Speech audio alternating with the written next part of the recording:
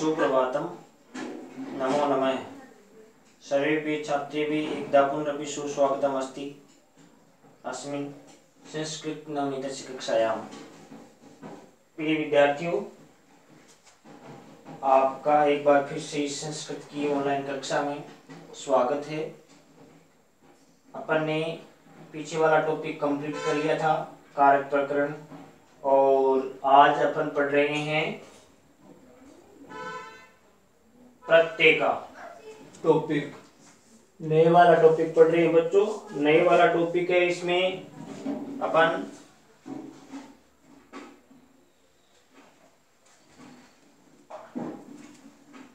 पढ़ेंगे क्या, एक तो प्रत्यय की परिभाषा, एक प्रत्यय की भेद, कौन कौन से हैं। पहले प्रत्यय का जो मूल भाग है, मूल परिभाषा, वो पढ़ लेते हैं। ठीक है बच्चों, तो देखिए परिभाषा में क्या लिखा है। प्रत्यय किसे कहते हैं उसकी परिभाषा लिखिए। वे शब्दांश जो किसी शब्द या धातु के बाद जुड़ करके उसके अर्थ में परिवर्तन लाते हैं, वे प्रत्यय कहलाते हैं। ठीक है, यानी शब्दों के अंत में जुड़ेंगे या किसी धातु के अंत में या बाद में जुड़ेंगे और उसके अर्थ में परिवर्तन लाएंगे, वे शब्दांश प्रत्यय कहलाएंगे। वे शब्दांश जो किसी शब्द या धातु के बाद में जुड़कर उसके अर्थ में परिवर्तन लाते हैं। शब्द के बाद में जुड़ेंगे तो भी अर्थ बदलेगा, और धातु के बाद में जुड़ेंगे प्रत्यय तो भी अर्थ बदलेगा, तो वो होंगे प्रत्यय। यानी उपसर्ग तो धातु से पहले लगता है और प्रत्यय लगता है बाद में। ठीक है बच्चों, तो ये परिभाषा आपने को समझ लेनी है कि वे शब्दांश जो कि शब्द या धातु के बाद में जुड़कर उसके अर्थ में परिवर्तन लाते हैं, वे प्रत्यय कहलाते हैं। संस्कृत में प्रत्यय के 3 भेद होते हैं। कितने भेद होते हैं? 3। उसमें सबसे पहला है कृदंत प्रत्यय, दूसरा है तद्धित प्रत्यय, तीसरा स्त्री प्रत्यय। अब बच्चों, कृदंत प्रत्यय होता क्या है ये समझिए आप। तो परिभाषा में अपन ने लिखा है, वे प्रत्यय जो धातुओं के बाद जोड़े जाते हैं वे कृदंत प्रत्यय कहलाते हैं। धातुओं के बाद, धातु कौन से?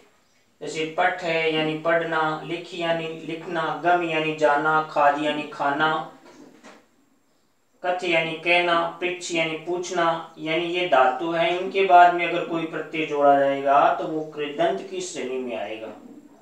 ठीक है, जैसे मैंने उदाहरण लिखा, पठ प्लस तुमुन।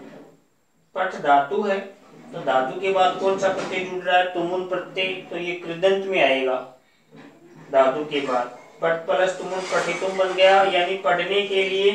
पठितुम का अर्थ है पढ़ने के लिए, पढ़ने के लिए, तो इसका अर्थ ये पढ़ने के लिए बन गया।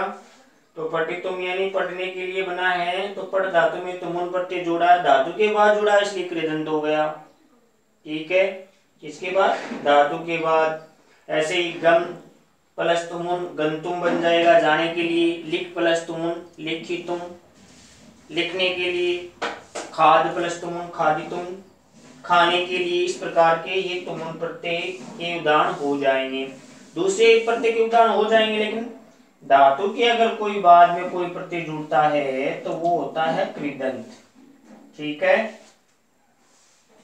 कृदंत समझ गए।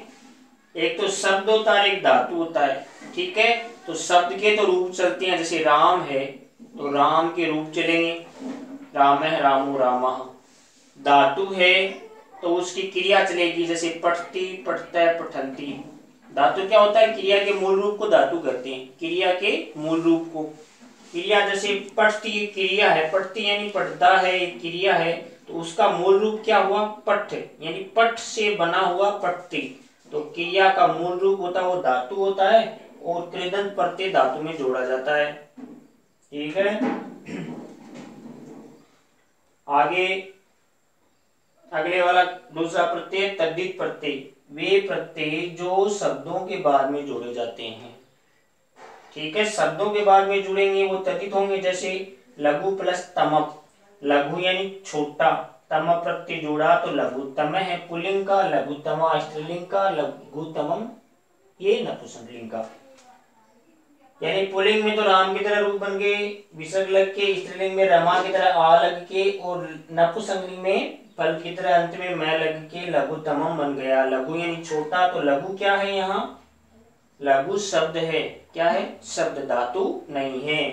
तो लघुतम है यानी सबसे छोटा, लघुतमा यानी सबसे छोटी, और लघुतमम यानी सबसे छोटा नपुंसकलिंग में। तो ये आपको ये देखना है कि वे प्रत्यय जो शब्दों के बाद जोड़े जाते हैं वो क्या कहलाते हैं, तद्धित प्रत्यय। जो प्रत्यय शब्दों के बाद में जोड़े जाते हैं वो तद्धित प्रत्यय कहलाते हैं। ठीक है बच्चों, शब्द में लघु हो सकता है, गुरु हो सकता है, शुभ हो सकता है, शोभन हो सकता है, सुंदर हो सकता है, दीर्घ हो सकता है, यानी शब्द होगा वो, यहाँ शब्द होगा बाद में जुड़ेगा प्रत्यय तो वो होगा तद्धित प्रत्यय। ठीक है, ये दो प्रत्यय मूल रूप से आपने समझ लिए। अब तीसरा प्रत्यय स्त्री प्रत्यय। स्त्री प्रत्यय वे प्रत्यय जो पुल्लिंग शब्दों को स्त्रीलिंग बनाने के काम में आते हैं। जैसे पुल्लिंग में आप शब्द देखते हैं, जैसे सुत यानी सुत है यानी पुत्र या बेटा, और स्त्रीलिंग में बन गया सुता, तो उसमें प्रत्यय जुड़ा है टा प्रत्यय। देखो मैंने उदाहरण लिखा है, जैसे अज यानी बकरा प्लस टा प्रत्यय जुड़ा तो अजा बन गया। अजा का मतलब होता है क्या, बकरी हो गया, स्त्रीलिंग में बन गया। ठीक है, सुत यानी बेटा तो सुता यानी बेटी, ये स्त्रीलिंग का हो गया। यानी पुल्लिंग शब्द को स्त्रीलिंग बनाने के लिए कौन सा प्रत्यय काम में आता है, स्त्री प्रत्यय।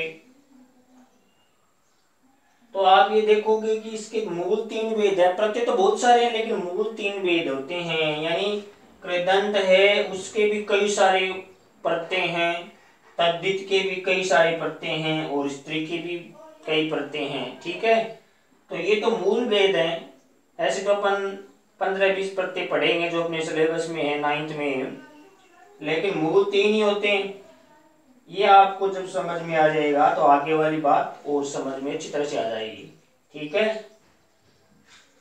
एक बार फिर से देख लो, वे शब्दांश जो किसी शब्द या धातु के बाद जुड़ करके उसके अर्थ में परिवर्तन लाते हैं वे प्रत्यय कहलाते हैं। ठीक है बच्चों, और उसमें पहला है कृदंत, दूसरा तद्धित, तीसरा स्त्री प्रत्यय। कृदंत प्रत्यय कौन सा, वे प्रत्यय जो धातुओं के बाद में जोड़े जाते हैं। जैसे पठ यानी पढ़ना तो तुम प्रत्यय जोड़ा, पठितुम यानी पढ़ने के लिए धातु के बाद जुड़ेगा वो कृदंत होगा। दूसरा तद्धित कौन सा, वे प्रत्यय जो शब्दों के बाद जोड़े जाते हैं वो होते हैं तद्धित प्रत्यय। जैसे लघु यानी छोटा, तमा प्रत्यय जोड़ा, लघुतम है पुल्लिंग में, लघुतमा स्त्रीलिंग में, लघुतमम नपुंसकलिंग में। लघुतम है यानी सबसे छोटा, लघुतमा यानी सबसे छोटी, और ये सबसे छोटा। ठीक है, और स्त्री प्रत्यय कौन सा, वे प्रत्यय जो पुल्लिंग शब्दों को स्त्रीलिंग बनाने के काम में आते हैं वो स्त्री प्रत्यय कहलाते हैं। जैसे सुत यानी बेटा, सुता यानी बेटी, तो सुता किससे बनेगा, सुत में टाप प्रत्यय लगा देंगे तो स्त्रीलिंग का बन जाएगा। जैसे अज यानी बकरा प्लस टा प्रत्यय लगा देंगे तो अजा बन जाएगा, यानी कि बकरी हो जाएगा। ये मैंने दोनों उदाहरण लिए हैं। ठीक है बच्चों, तो आपको प्रत्यय की मूल परिभाषा याद कर लेनी। आज तो मैं आपको परिभाषा ही बता रहा हूँ, आगे अपन अगले पीरियड में दूसरा प्रत्यय ले लेंगे। यानी इनके सबके अलग अलग भाग होंगे, कृदंत के भी 5-7 प्रत्यय करेंगे, तद्धित के भी हैं, और स्त्री के कुछ कम है लेकिन इसके भी अलग प्रत्यय हैं। तो ये तो मूल हैं। ठीक है बच्चों, तो आप प्रत्यय की परिभाषा याद कर लेना। 3 वेद होते हैं, कृदंत, तद्धित और स्त्री प्रत्यय, इनके नाम और इनकी परिभाषा याद कर लेना। और एक एक उदाहरण मैंने आपको यहाँ लिखवाया समझने के लिए, वो भी आप समझ लेना। ठीक है बच्चों, तो आप आज इतना ही काम कर लेना। पहला ही पीरियड है, इस टॉपिक में शुरुआत की जो बातें हैं वो आपको याद रखनी जरूरी है। अगर कोई दिक्कत हो तो आप कमेंट में मेरे को बोल देना। ठीक है बच्चों। और वीडियो को कंप्लीट देखना और कमेंट करना। ठीक है बच्चों, वीडियो देखने के लिए सभी का आपका धन्यवाद। आपका दिन मंगलकारी रहे, शुभ रहे। धन्यवाद।